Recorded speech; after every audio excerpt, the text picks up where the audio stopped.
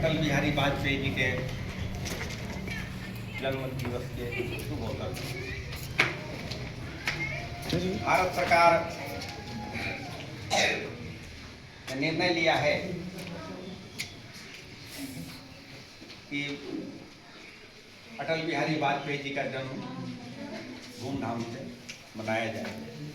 इसीलिए हम लोग मेरा युवा भारत रांची की ओर से सुशासन के रूप में मनाया जाएगा श्रद्धेय अटल बिहारी वाजपेयी जी के जन्म दिवस। आज हम लोग यहाँ उपस्थित हैं।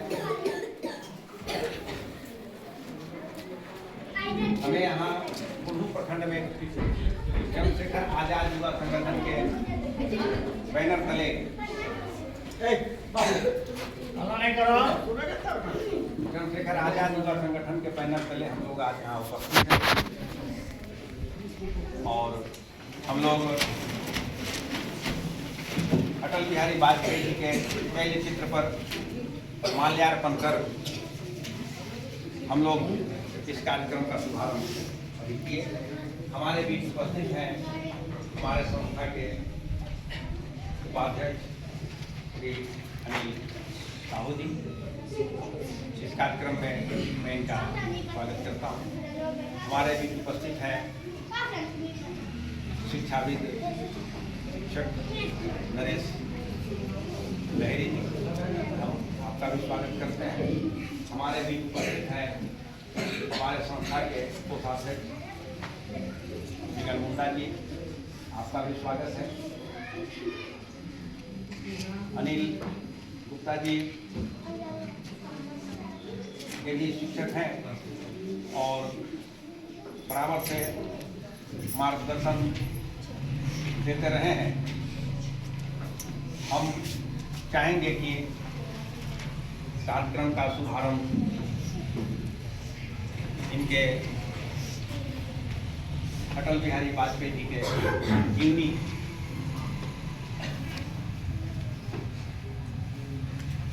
के ऊपर कुछ बात करें।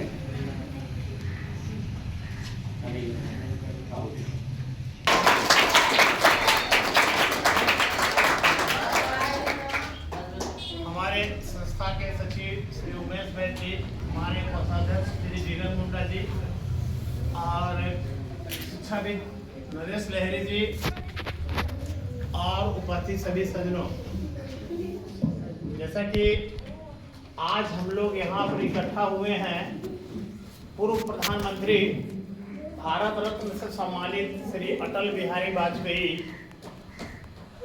जी का जन्म दिवस के शुभ अवसर पर तत्कालीन सरकार ने सुशासन दिवस के रूप में मनाने का निर्णय लिया है। अगर वाजपेयी जी आज जिंदा होते तो एक साल हो जाता है इनका। 25 दिसंबर 1924 को इनका जन्म हुआ। ये बचपन से ही बड़ा कुशाग्र बुद्धि के थे। ग्वालियर में इनका जन्म हुआ, मध्य प्रदेश के ग्वालियर में। इनके पिताजी कृष्ण बिहारी वाजपेयी और माता श्रीमती कृष्णा देवी जी थे। स्थानीय शिशु मंदिर विद्यालय ग्वालियर में इन्होंने पढ़ाई शुरू किया और ग्रेजुएशन ग्वालियर से ही शुरू करने के बाद इन्होंने कानपुर में राजनीति शास्त्र में एमए किया और वहीं से इनका राजनीतिक करियर शुरू होता है और वहां से शुरू होकर भारत के सबसे उच्च पद प्रधानमंत्री तक बने। इनके प्रधानमंत्रित्व के काल में भारत में कुछ ऐतिहासिक कार्य भी हुए, जैसे भारत एक परमाणु संपन्न देश बना, कारगिल युद्ध विजय इन्हीं के देन है। पूर्व प्रधानमंत्री लाल बहादुर शास्त्री जी का एक नारा था, जय जवान जय किसान। इन्होंने उनमें जोड़ा जय विज्ञान, जय विज्ञान जोड़ा। और इसके बाद पूर्व प्रधानमंत्री श्रीमती इंदिरा गांधी ने 1974 ईस्वी में, मई महीने के 1974 ईस्वी में राजस्थान के पोखरण में परमाणु विस्फोट किए थे।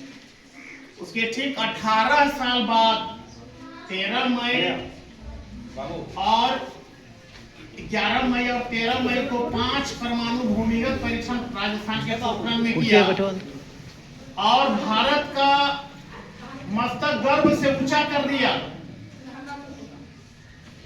ये बहुत ही श्रद्धेय, दूसरों को बड़ी सम्मान करने वाले व्यक्ति थे। ये आजीवन अविवाहित रहे और अपने आप को देश सेवा के रूप में समर्पित कर दिए। ये बहुत ही ओज वक्ता थे, हास्य व्यंग कवि भी थे। अपने प्रभावपूर्ण वाणी से अपने घोर विरोधी को भी अपने साथ कर लिए थे। और शायद ही ऐसा कोई प्रधानमंत्री मिलेंगे कि विपक्षी पार्टियों ने भी इनका फुल समर्थन किया। ये विभिन्न विचारधाराओं के लोगों को एकजुट करके देश सेवा के लिए समर्पित किया। ये मातृभाषा के प्रबल समर्थक थे। इनका कहना था हमारी शिक्षा पद्धति मातृभाषा में होना चाहिए और मातृभाषा को आगे बढ़ाने में महत्वपूर्ण योगदान दिया। ऐसे ही बातों बातों में उन्होंने एक बार कहा था, सरकारें आएंगी, सरकारें जाएंगी, राजनीतिक पार्टियां बनेंगे, बिगड़ेंगी, लेकिन ये देश चलते रहना चाहिए। देश का प्रजातंत्र, लोकतंत्र अमर रहना चाहिए। इस उच्च सोच के कवि थे। साहित्य प्रेम इनसे छुपा हुआ नहीं है। ये साहित्य के भी बड़ा प्रेमी रहे हैं। ये गजब के प्रति बहुआयामी प्रतिभा के धनी थे। हिंदी साहित्य में भी इनका बहुत बड़ा योगदान रहा। ये बचपन से ही वाद विवाद प्रतियोगिता में भाग लेते रहे। बहुत सारे पत्र पत्रिकाओं का इन्होंने संपादन भी किया।